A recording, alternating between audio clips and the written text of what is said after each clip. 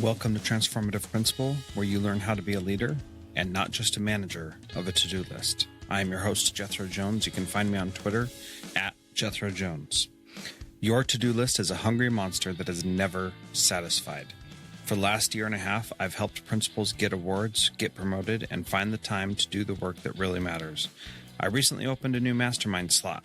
Schedule a call with me and let's overcome the stressed and isolated principal position together. Go to the show notes for this episode at transformativeprincipal.org and click Schedule a Call with Jethro. I'm Steve Miletto from Teaching, Learning, Leading K-12, a proud member of the Education Podcast Network, just like the show you're listening to right now. The opinions expressed are those of the individual hosts. Make sure you check out all the other great podcasts at edupodcastnetwork.com.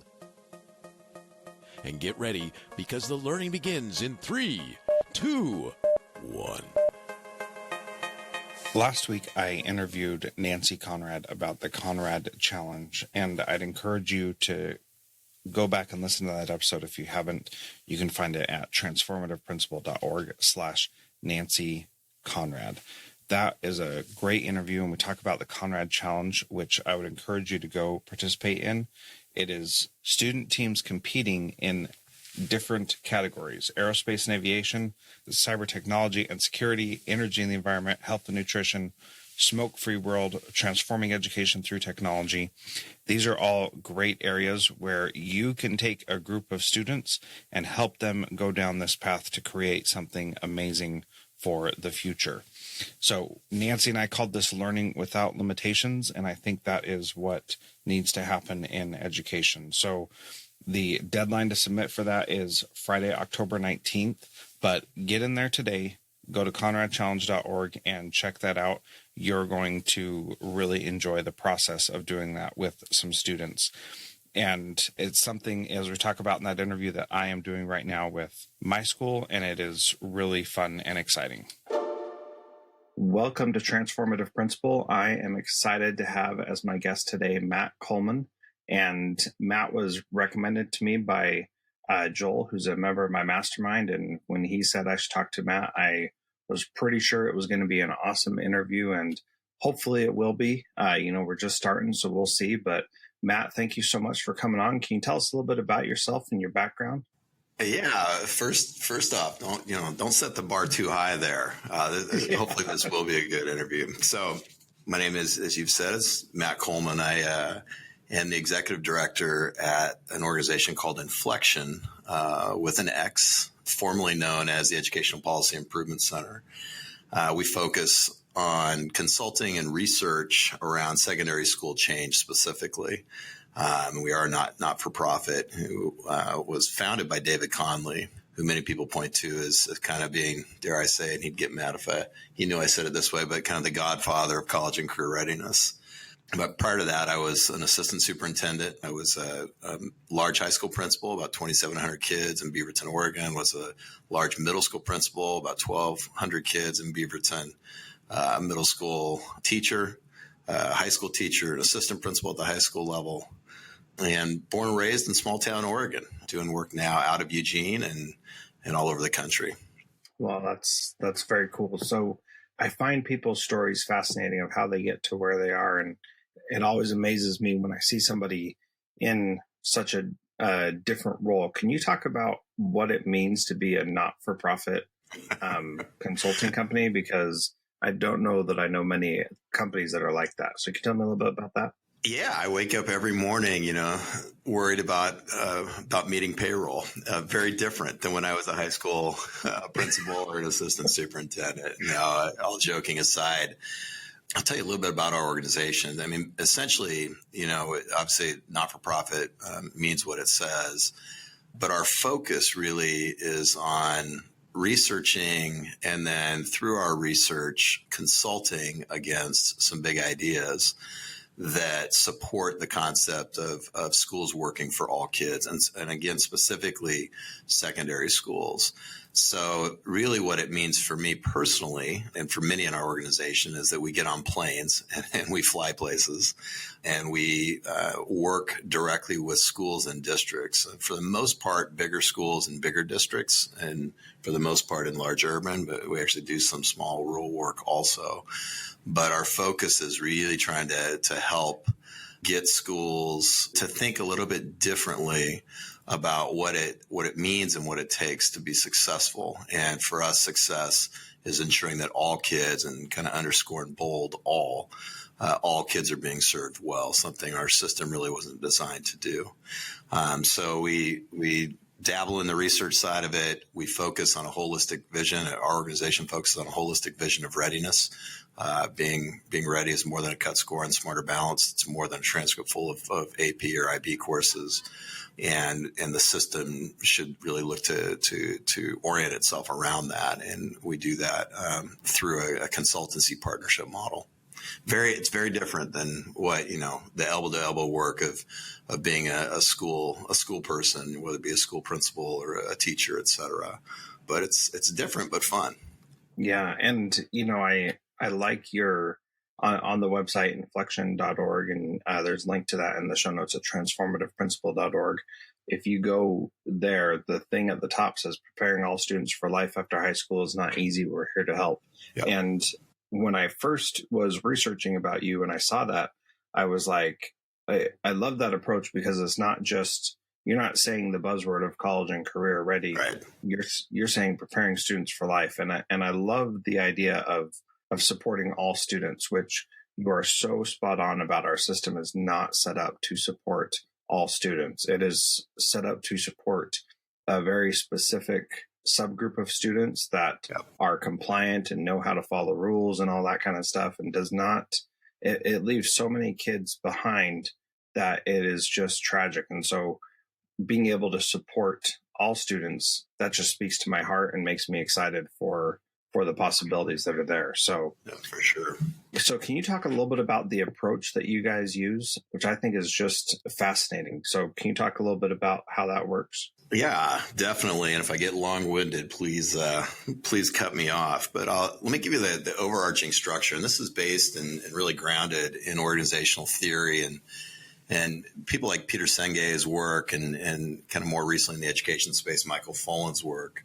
But kind of distilled down to what you might argue, or we might argue, is that our theory of change is this idea that school identity should inform the kind of structures you employ to support your approach to learning, to empower readiness for all. And there's kind of four critical elements there.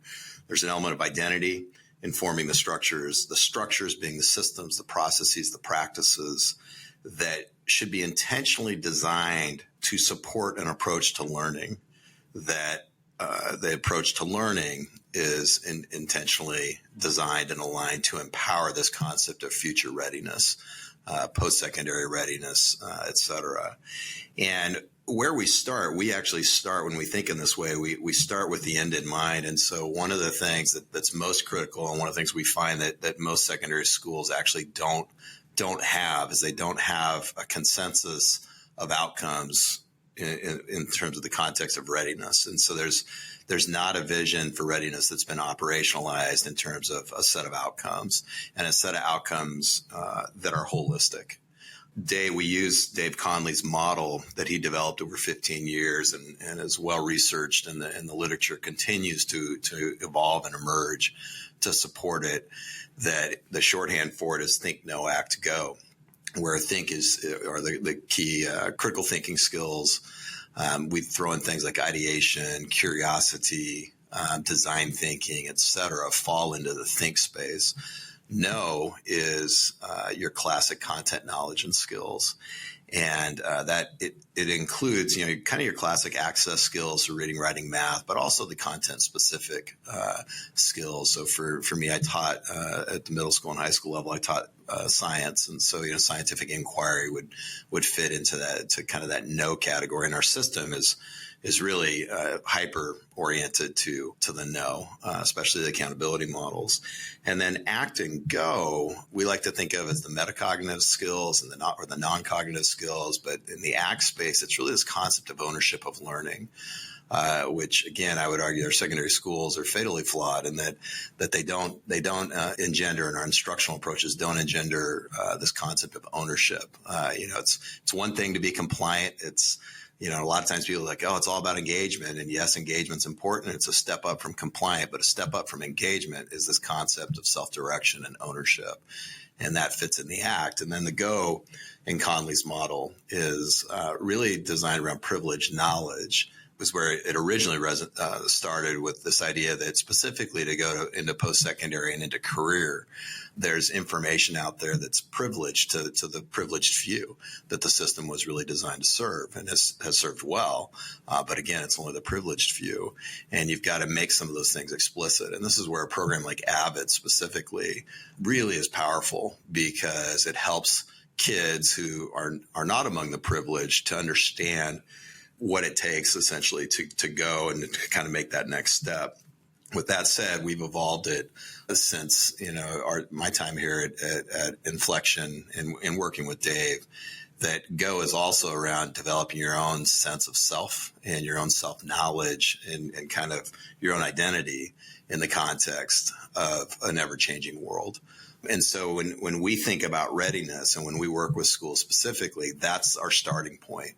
It's, how would you define the outcomes you're looking to achieve for all kids? And as we work with folks, we essentially demand, maybe too strong of a word, but we're not going to partner with anybody who can't think holistically, because we know that what it takes to be successful in college, we know what it takes to be successful in career and in life, and it's a holistic set of skills. So that's the kind of the beginning of the end in mind. And then we start there, and then we work back to identity. And when we think about identity, specifically, it's the shared values and beliefs and the mental models, the ways that you see the world that an organization or a school share, as well as this shared vision for who you aspire to become. And that really is, again, from the organizational theory literature, that really is a sense of what it means to have organizational identity. And what we find, and we've seen and worked with hundreds of schools over the last couple of years, that the schools that are really working for all kids and really kind of knocking it out of the park are schools that have a consensus of outcomes that are known and shared by internal and external stakeholders. So this idea of readiness and this vision for readiness is known, and they have clarity of identity. They know collectively who they are. And those schools that have that are able to kind of set a through line from their identity to their to this concept or this vision of readiness, from which they can align their structures and their approaches to learning. Unfortunately, typically what we see is that schools are usually lacking both. There's not a clear vision for readiness, and there's a lack of articulated and shared identity. And this, again, the schools that have those are schools that really are making school work for all kids. Yeah. And, that's one of the things that Joel suggested that I talked to you about is, how do you get people to have the same vision, and how do you engage all the stakeholders? Because that's something that we struggle with so much, is how do we get everybody on board with that when it's challenging just to get everybody on board with, little things like, who needs to do curb duty? Even those things are challenging to get everybody on board with. So how do you do that with something as big as having a clarity of identity? Yeah, it really does start with the concept of readiness, and it's relatively easy to get people on board. We ask we actually call it our life readiness protocol. And we've done this actually with staff, with students, with businesses, with research groups like ours, the Carnegie Foundation, specifically the staff at the Carnegie Foundation down at Stanford. we've done it with thousands of people over the last couple of years. And in the Life Ready protocol, what we ask people to identify is what are the one or two things that you developed, in high school specifically or in secondary school specifically that have served you well in life and in your career. And we have individuals do this, and then we have them work in groups, and we have them map it against the 4 keys: think, know, act, go. And every single time, the concentration of the skills and the attributes and the characteristics that have had the biggest impact on people fall in think, act, and go. We've essentially never had anybody say, it was all about the no. It was learning Newton's 3 laws of motion. I always use that as a joke. I'll ask people, in the audits, and again, I've done this with thousands of people, educators and parents, et cetera. And I'll say, well, raise your hand if you know Newton's 3 laws of motion. It was a huge piece of content that I loved teaching when I taught physics, and nobody remembers it. And it's like, well, that's the point. That the no, and it's not that we don't sit there and rail on the no and whatnot. Reading and writing and math and content knowledge, it is important. It's what you build your instructional approach around in terms of the content. But what we know about success going forward and what we know about life readiness, both from the research, but also talking with thousands of internal and external stakeholders, is that when individuals are able to kind of point to what's made them most successful, it's often in the act and the go and also the think, but it really concentrates in the act and the go.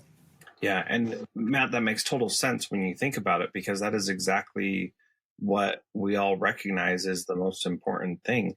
Whatever is on a test that is almost never something that we need to know beyond that test. Right. The other things that we learned through the process of learning that are certainly things that we need to know, but that one thing, it just doesn't fit in there. So then the next part of that is, how do you distill that into something that is actionable? Right. Once you have that common vision, how do you get that down to actionable steps? Well, so this is where, when you do that, and it literally, that literally takes an hour of concentrated time. And then you're able to kind of say, hey, look, let's just, we all agree that think, know, act, and go. And when I say that, other people use the 5 C's, they use 21st century learning skills. We don't care what you use with it, but it just thinking holistically.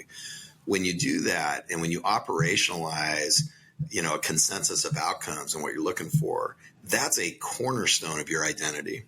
Because again, identity is this concept of vision and kind of who you aspire to become in terms of serving all kids. So that's you've articulated your vision for what you're trying to achieve. That's an important piece of identity. But then it's also a mental model. It's a way of thinking about the structures you're going to employ to support the approaches to learning. So what we would ask folks to do in terms of that next step, in terms of okay, and what do you do with that? If you've operationalized it, you're then able to take a look at what you do. And what we actually have schools do, and this gets at this idea of all meaning all, and really designing a system that serves all kids well. We'll ask a comprehensive high school to identify everything they're doing to support kids. And literally the lists generally are 100-line items long in a shared Google spreadsheet. And then we'll have them map and say, okay, what are you doing to what end? And so you might take something like Link Crew or Web for middle schools, which are the transition activities, 8th to 9th grade, and kids supporting kids. Web is 5th to 6th grade. And you might say, what are you trying to get out of that? And what are the outcomes at the kid level? And then how does those outcomes connect to think, know, act, and go? Now, for a Link Crew and for Web, we would say that the primary outcome you're looking for really fits in the go, actually, because you're trying to help kids get themselves oriented to a new space and understand kind of this new world around them, which for us, again, when we think about go, it's knowing yourself in the context of an ever-changing space. And in school, those 2 points of transition are huge. And so really, if that's the primary purpose of go, of Link Crew or of Web, then you really want to kind of, dare I say, interrogate whether or not you're actually orienting those activities to really give kids a clear sense of where they're at. And those are natural ones that really fit the concept of Go. And so you go through this process of looking at everything you do and then mapping it against those skills. And what we end up, the skills that you've identified, what we end up finding with schools is they've never really thought this way. They've never really taken a look at the structures and the approaches to learning in this way. And they find that they have huge gaps and huge holes.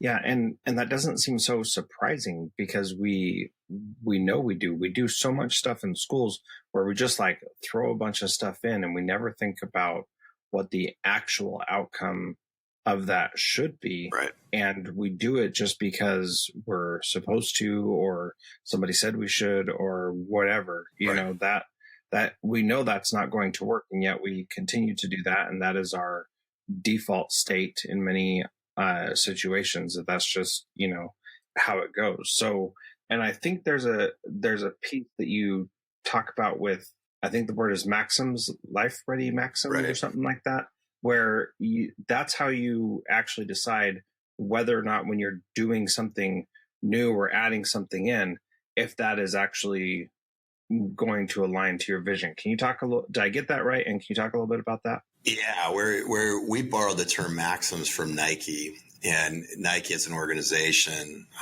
historically, they've had 11 maxims that really, they clearly articulate their values, their beliefs, and their mental models. And a good example of one is simplify and go. And, you know, they had a $1 billion venture that was, I think, the Rio Olympics. And they had kind of the strategic plan or the strategic direction on one page. And don't get me wrong, there are many other pages that fed into that. But this idea of simplify and go is that a big idea or a big approach or big strategy should be able to be distilled simply into one page. That's one of their 11 maxims. When we think about this idea of life-ready maxims or maxims at the school level, it's a way to kind of distill and communicate those key elements of your identity. And I'll give you an example of a school that we worked with down in Southern California, big high school, that we were technical assistance provider for because they were a school in improvement status. And they, we went through the process of some of the things that I've been talking about here, but specifically when it came to their identity, they landed and we helped them land on making a statement around We Are Valley, which was kind of a little bit of their hashtag, We Are Valley.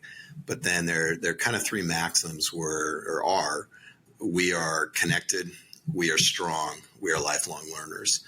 And where that came from, and there's a little bit underneath each of those, or quite a bit underneath those, but they actually came from the three distinct groups. The We Are Connected really came from engaging with parents and family, saying that we want our kids to be connected to something that is bigger than themselves, and we want them to be taken care of, and we want them to be in relationship.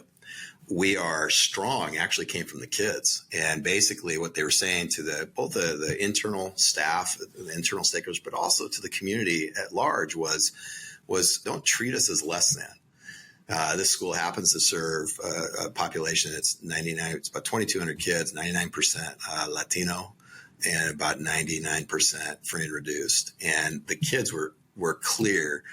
Have high expectations for us and hold us to them. We can do this. We are strong.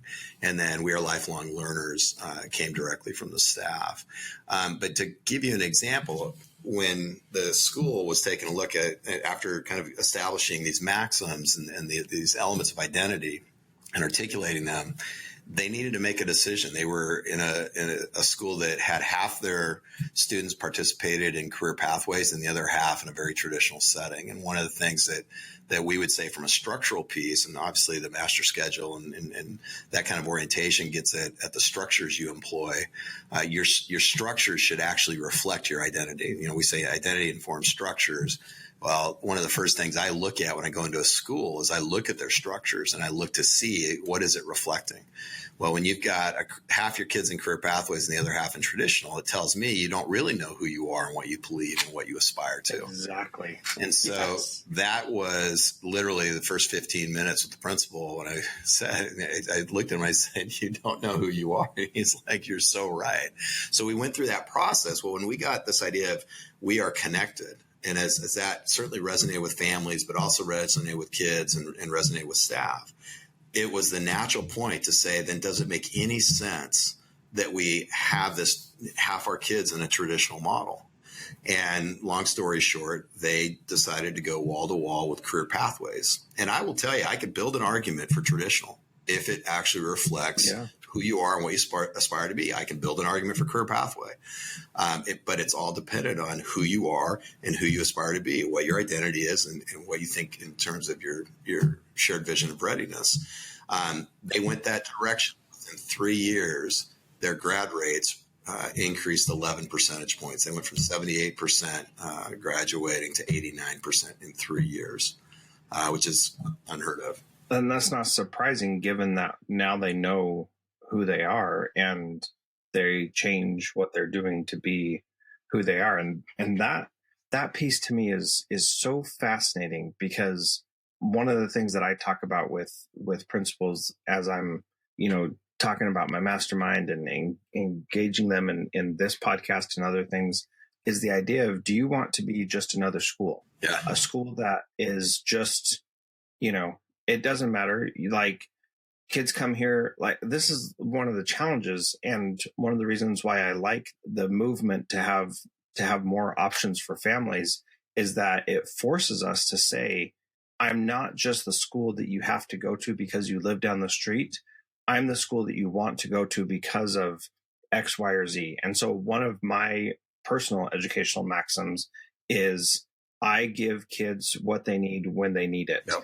And that is, sometimes that means that a kid needs to be suspended. Sometimes that means that a kid who maybe should be suspended needs to just be told you matter and you're important and let's talk about how to overcome this. Or that could mean that, a kid doesn't do a homework assignment tonight or does do a homework assignment tonight based on that individual student. And we've got to get past this idea that we all have to be exactly the same, which is what we've been taught and what we've been told we should believe. But the reality is we really need to be focused on our communities, on our people, and make sure that we are doing what that group of individuals needs rather than just doing what we've always done or whatever. And if we're not clear enough on that, then we're just going to be another school. And that is what's the point of doing that if a kid could go anywhere else? Why would they even come to your school? Right. It's interesting. I mean, I would expect based on that. I love how getting kids what they need when they need it. I mean, you laugh at this, the way I kind of shorten that, because it's a part of who I am. It's part of one of my maxims is I believe in being consistently inconsistent. I like that. One of the things that I would expect to see, if I were to come visit your school, and I'd say, to you, I'd say, hey, let me talk to a VP or somebody that's involved in the discipline process, and I'd ask them to walk me through. Just talk me through how you work with kids and how do you administer, consequence. And I would expect to hear elements of what's is function-based thinking, this idea of understanding, the function of kids' behavior before you administer a consequence, because to get at exactly what you're getting at, which is it's the function of the behavior that's going to articulate or it's going to expose what a kid needs in that moment. And for you to say that as a principal, I would expect to actually see your structures reflect that. Give you a different example, a hiring example. When I was principal, because I absolutely believed in that, it is the second question, the first question we'd ask in every interview, and every one of our staff. I mean, we always did interviews in group format with lots of people, lots of stakeholders involved. But everybody knew that the first question was, tell us a little bit about yourself and why you're interested in this position. That was always the first question. The second question for every interview was, how would you define fair the concept of fair, and how would you apply it with kids? And everybody on the interview team knew that if there was any sense that the candidate defined fair as being treating kids the same or treating kids equally, everybody on that interview team knew that we automatically skipped to question 7, and a 45-minute initial interview became a 15-minute interview. That we weren't going to waste our time. Now that's where the hiring process actually should reflect those core maxims. And I tell you, I mean, this is, I talk about the master schedule. That's usually the first thing I look at in high school. The second thing I look at is show me your interview questions, because generally interview questions are not structured against a set of shared maxims. Yeah, man, it's so fascinating that we're talking about this right now, because I'm in the process of hiring an assistant principal, and we just had a bunch of essay questions submitted.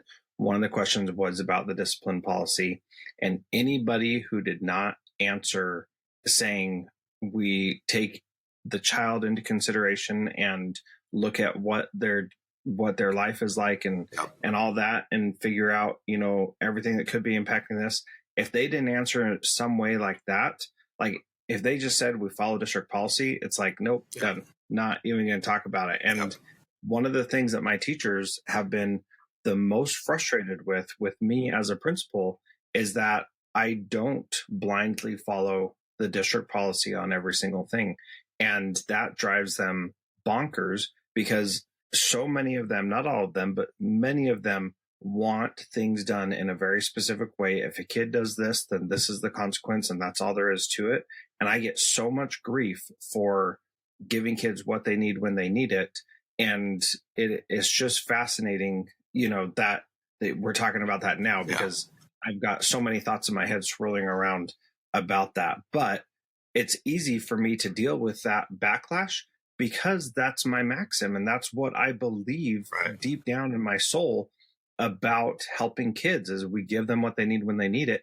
And it's easy for me to not be bothered by that when it is kind of bothersome. But it's, awesome. And it's interesting. And I would encourage you not to check yourself on what you believe and living that out in the systems and the structures.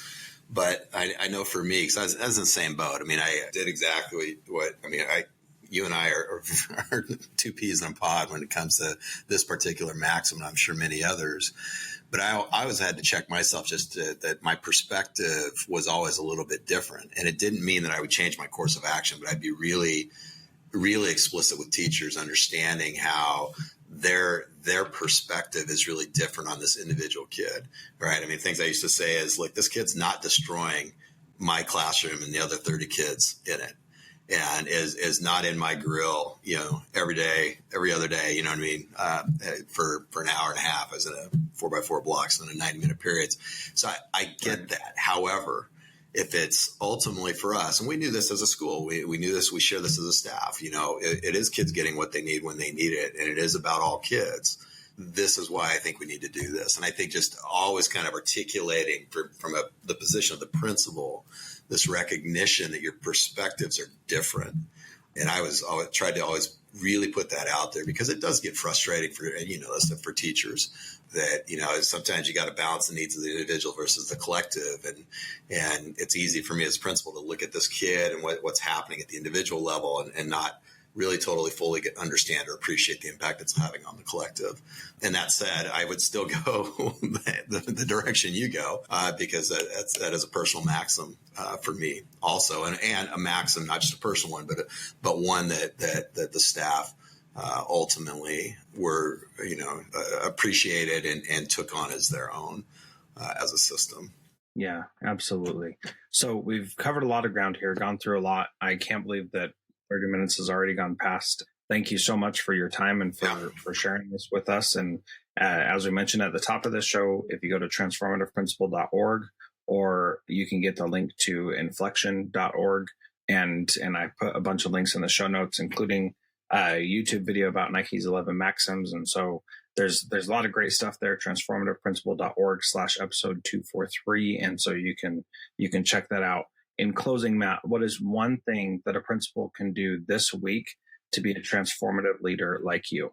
I think the thing that I encourage people to do this all the time, schools cannot form identity if their leadership, the principal, certainly first and foremost, do not have an understanding of their own maxims. And so what I would encourage anybody and everybody to do, and to actually do this regularly, is to identify 10, 12 stakeholders, certainly your staff, but also a student or two or three or four, and potentially some community-based organizations and or families, and just ask these three simple questions, and ask them open-ended and tell them any answer is good. There's no wrong answers, et cetera.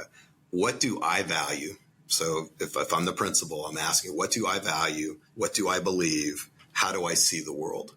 And listen for the continuity. I call them, I think of it as the ties that bind, the strands through all 8, 9, 10, 11 interviews, where it's just quick little 10 minutes. What do I value? What do I believe? How do I see the world? And listen for those things. If you don't hear consistency of concepts, of maxims, then you're not being clear and leading from your heart and from who you are. And you should do your own kind of identity development work. And then what most people will probably see is they can see the strands, but there's not a shared language. And this is the power of this concept of maxims. Saying something like simplify and go at Nike means something to everybody. I think if you were to go to Westview High School, certainly in the Springfield School District, when I was assistant superintendent responsible for things like discipline and expulsion hearings and et cetera, people would know, oh, Matt's all about being consistently inconsistent. And they would know what that meant. That meant getting kids what they need when they need it. And so I would encourage anybody and everybody out there that go out, and I would do this once a year at a minimum, and just take 2 or 3 hours and just talk to a bunch of people and just ask open-ended, what do I value? What do I believe? How do I see the world?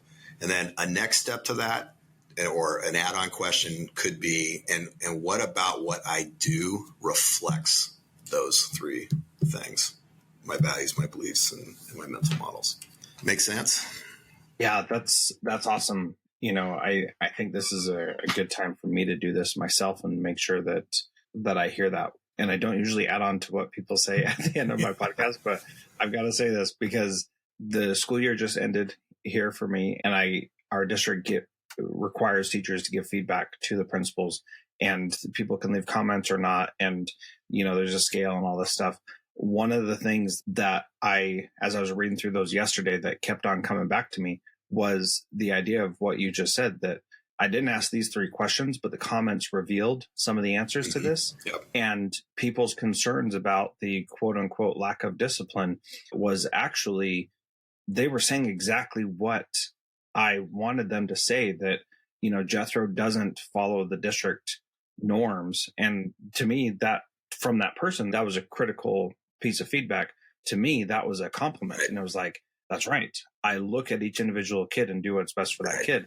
And it was amazing to see that through other people's eyes.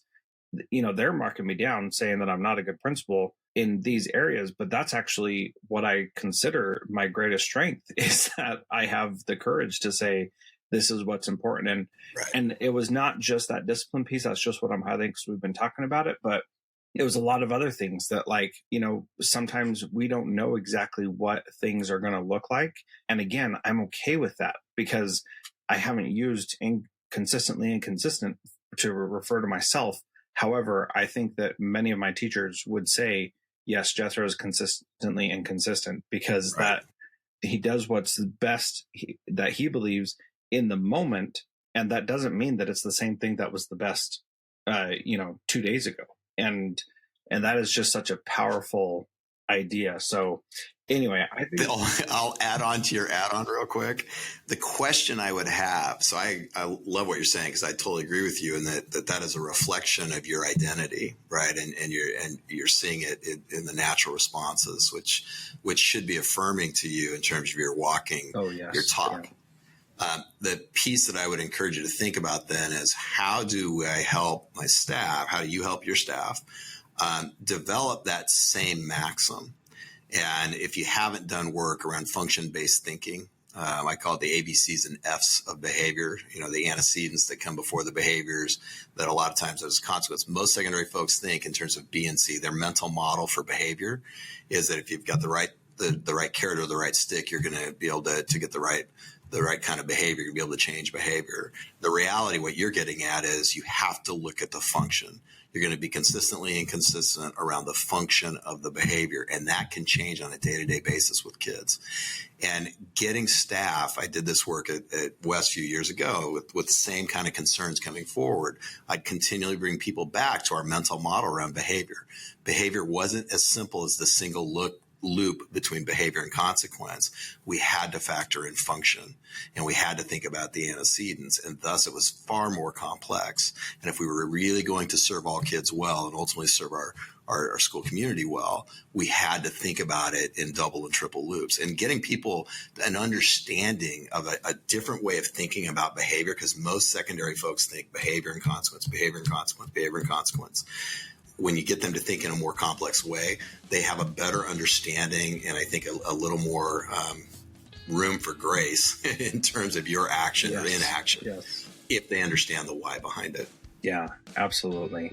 Man, so Matt, this has been wonderful. Thank you so much for your time today. I really appreciate it. I appreciate what you're doing for principals. We don't have near enough support in terms of getting our own stories out there. And so I love what you're doing. So keep it up.